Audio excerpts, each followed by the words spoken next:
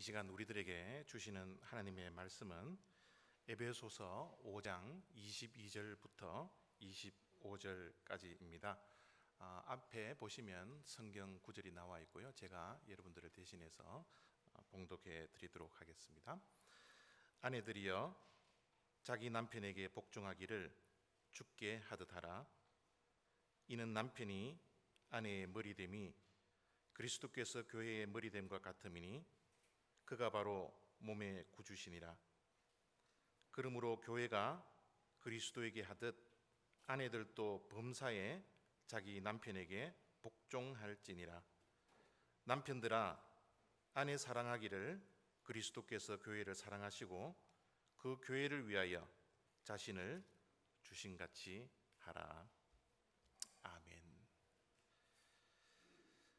오늘 이 결혼이 얼마나 복되고 감사한지 모르겠습니다. 우리 교회가 이곳으로 이전을 하고 난 후에 여러분 다 아시다시피 첫 번째 결혼 예식입니다. 이 결혼 예식을 허락하신 하나님께 모든 감사를 올려드리고 신랑 신부에게는 복된 시간이 되기를 원하는 것입니다. 여러분, 첫 번째가 굉장히 중요합니다. 왜냐하면 첫 번째는 하나님의 것이라고 하나님께서 우리들에게 말씀해 주셨기 때문입니다. 오늘 첫 번째로 우리 교회에서 드리는 이 결혼 예식이 하나님의 것이에요. 이 두 부부가 하나님의 것임을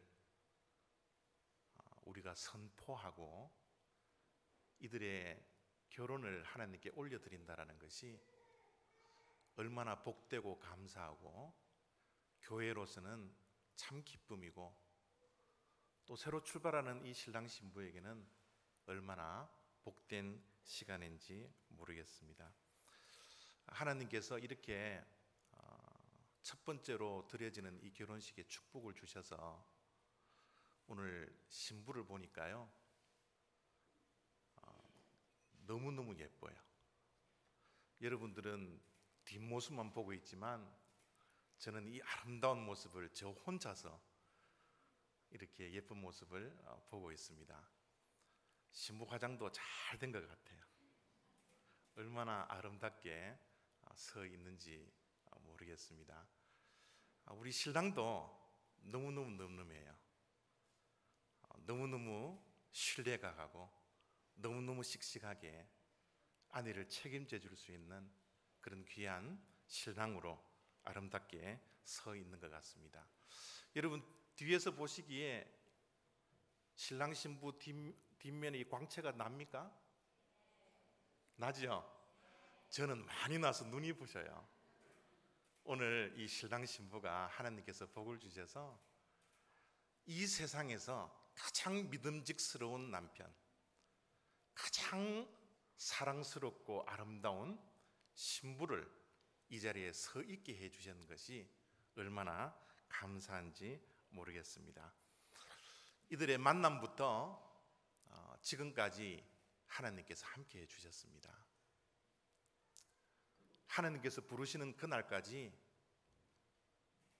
이 신랑 신부가 하나님과 동행하고 하나님과 함께 하시겠다라는 이 확신이 이 주례자로서 이 자리에서 가지게 됩니다. 여러분들도 이 두 부부에게 하나님께서 늘 함께 하실 수 있는 그런 기도와 관심과 사랑을 늘 가져주시기를 부탁드립니다. 여러분들이 보신 분들도 있고 보시지 않으신 분들도 있으리라 그렇게 생각이 드는데요. 오늘 신부 웨딩 드레스를 맞춤집에서 맞추지 않고요, 렌트하지 않고요, 어머니가 직접 손수 만드셨다고 그럽니다. 어머니가 딸을 시집 보내면서 가지는 그 애틋한 마음, 그 사랑, 한 올 한 올 이 드레스를 만들면서 모든 정성을 쏟았기 때문에 그 어느 비싼 웨딩 드레스보다 지금 신부가 입고 있는 이 웨딩 드레스야말로 이 세상에서 가장 아름다운 그런 웨딩 드레스가 아닐까 그렇게 생각이 듭니다. 또한 여러분들이 깜짝 놀라실 것은 지금 신부의 발을 보실 수 있습니까? 보실 수 있으세요? 신부가 각선미를 자랑하려고 하이힐을 신지 않았습니다. 맨발로 들어왔어요. 지금 이 아름다운 신부가 맨발로 들어와서 맨발로 서 있는 것을 여러분들이 보신 분들도 있고 보시지 않은 분들도 있으리라 그렇게 생각을 합니다. 모세가 시내산에서 하나님을 만날 때 신발을 벗었어요. 그 땅이 너무 거룩하기 때문에. 지금 신부가 신발을 벗고 맨발로 들어왔던 그 의미가 바로 그런 의미라고 합니다. 지금 이 자리가 모세가 하나님께 성스럽고 거룩한 곳에 시내산에 서 있던 것처럼 아내가 남편에게 모세가 하나님을 대하듯이 그런 신앙의 고백을 가지고서 이 자리에 서 있는 것이야말로 가장 성경적이고 가장 눈물겨운 신부의 사랑 고백이지 않을까 그렇게 생각을 하게 됩니다.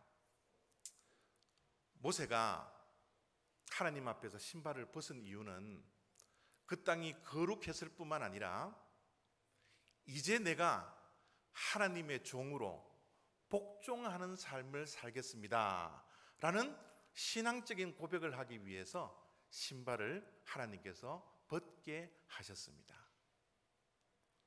지금 이 순간 신부가 신발을 벗은 것은요, 이제 하나님께서 부르시는 그날까지 이 결혼 생활 가운데 이제 신부가 신랑 한 분만을 바라보면서 복종하겠습니다 라고 고백하는 그런 신부의 아름다운 믿음과 모습을 우리가 보고 있는 것입니다.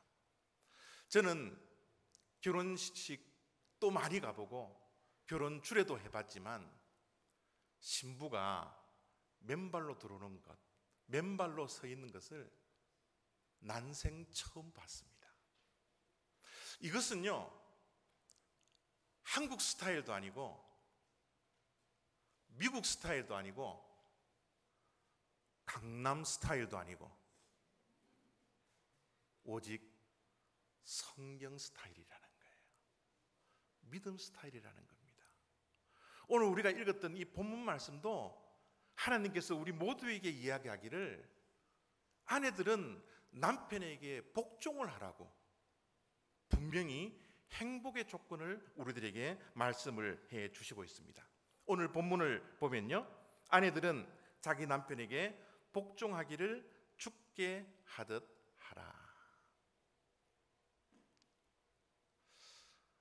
신부가 입고 있는 이 드레스가 하얀 드레스입니다. 여러분, 결혼식 때 신부가 왜 하얀 옷을 입는 줄 아세요? 순결, 거룩, 그 모든 것들도 대표하는 색이 하얀색이지만 이 하얀색은 또 한 가지의 의미를 더 담고 있습니다. 어떤 의미예요? 복종, 항복의 의미입니다.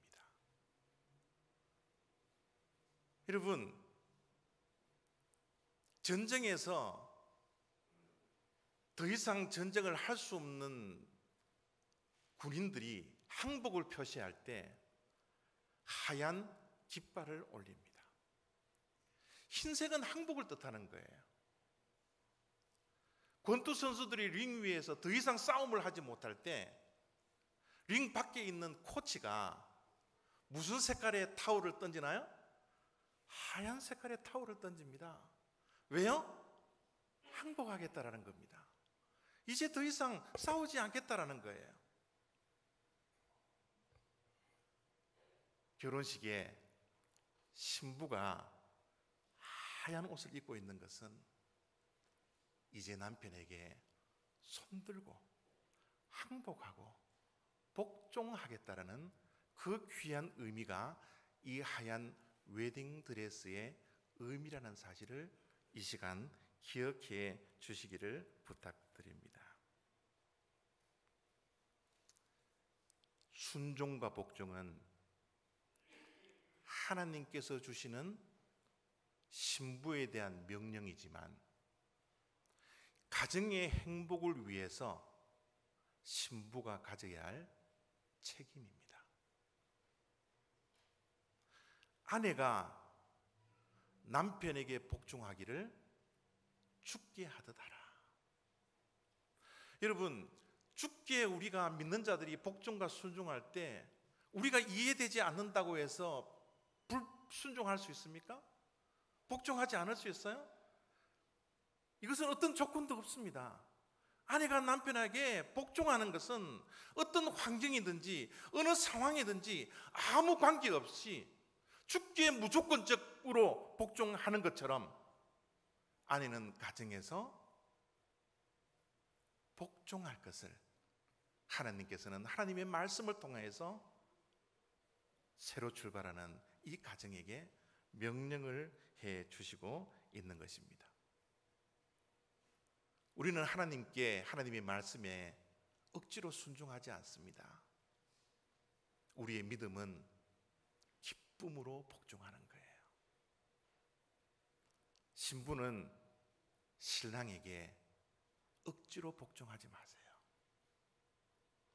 지금 가지고 있는 그 존경심과 지금 가지고 있는 신랑에 대한 신뢰를 가지고서 기쁨을 가지고 복종하게 될 때 이 가정은 하나님께서 늘 함께해 주셔서 순간순간마다 행복의 자리로 인도해 주리라 믿는 것입니다. 하나님은 말씀을 통하여서 아내에게 복종하라고 명령하셨지만 오늘 말씀을 보니까요, 남편에게, 신랑에게도 똑같이 한 가지 명령을 하고 있습니다. 그 명령은 무엇입니까? 오늘 말씀을 읽어보면 남편들아 아내 사랑하기를 그리스도께서 교회를 사랑하시고 그 교회를 위해 자신을 주심같이 하라, 그렇게 말씀해 주셨습니다. 신랑은 아내를 사랑하십시오. 그것이 하나님의 명령입니다. 그것이 가정 속에서 가져야 하는 남편의 책임입니다. 아내를 사랑하되 하나님보다는 더 사랑하면 안 돼요. 하나님이 제일 우선이지만 하나님 다음으로 아내만을 사랑하십시오. 다른 데 눈을 돌리지 마세요. 다른 사랑의 대상을 두지 마십시오. 오직 하나님 다음으로 신부를, 이 아내를 사랑하는 그런 신랑이 되어지기를 원합니다. 신랑이 신부를 사랑하되요, 범사에 사랑하세요. 쉬지 말고 사랑하십시오. 항상 사랑하십시오. 이것이 하나님께서 이 새롭게 출발하는 부부에게 주신 하나님의 뜻이라는 사실을 꼭 기억할 수 있는 우리 신랑 되시기를 부탁드립니다. 예수님은 우리를 사랑하실 때 십자가에 달리셔서 생명을 주셨어요. 그게 진짜 사랑입니다. 신랑이 신부를 사랑할 때 모든 것을 주십시오. 다 주십시오. 희생하십시오. 자존심도 내려놓으세요. 내 것 내 것이라 고집하지 말고 주님이 십자가에서 우리를 위해서 다 주셨던 것처럼 아무 조건 없이 희생하며 사랑하는 것이 우리 예수 그리스도께서 우리를 사랑하셨을 때 보이셨던 그 사랑의 본이라는 사실을 우리 신랑이 이 시간 꼭 기억하시기를 부탁드립니다. 사랑하지 않을 수 없을 것 같아요. 남편에게 복종하겠다고 맨발로 들어왔는데 뭐 더 이상 사랑하지 않을 수가 어디 있겠어요? 특별히 미국에는요, 신부가 이제 결혼을 하고 정식 부부가 되면 자기의 라스트 네임을 버려버립니다. 패밀리 네임을 버려버려요. 그리고 신랑의 패밀리 네임을 가지고 이제 평생 동안 살아가는 겁니다. 이거보다 더 헌신이 어디 있겠어요? 자기의 모든 것을 버린다는데요. 이런 헌신을 다짐하고 서 있는 이 아름다운 신부, 신랑이여 사랑하지 않을 수가 있겠습니까? 지금 가지고 있는 그 모든 사랑에 대한 결심을 평생 동안 잊지 아니하고 아내만을 사랑할 수 있는 그런 복된 우리 귀한 신랑 다 되시기를 부탁드립니다. 마지막으로 한 가지 부탁할 것이 있는데요. 결혼 생활은 쉬운 게 아니에요. 어렵습니다. 언젠가는 부부의 위기가 찾아올 때가 있을 거예요. 그러나 꼭 기억하십시오. 오늘의 주례가 얼마만큼 생각날지는 모르겠지만 단 두 가지만 기억하십시오. 하나님께서 주신 명령이요, 아내가 가져야 할, 신랑이 가져야 할 책임입니다. 신랑은 아내를 얼마나 사랑하고 있었나, 아내가 나에게 얼마나 복종했는가를 먼저 생각하지 마시고 내가 아내를 얼마나 사랑했는가를 먼저 생각하십시오. 아내도 마찬가지예요. 남편이 나를 얼마나 사랑했는가를 따지지 마시고 위기가 있을 때마다 내가 얼마나 남편을 복종했는가를 먼저 생각할 때에 이 가정의 위기는 하나님께서 극복할 수 있는 지혜를 주시고 극복할 수 있는 힘과 능력과 길을 예비해 주실 줄 믿는 것입니다. 늘 주님의 말씀을 기억하시고 승리할 수 있는 아름다운 부부가 다 되시기를 부탁드립니다. 여기에 모여있는 모든 하객 여러분들에게도 부탁합니다.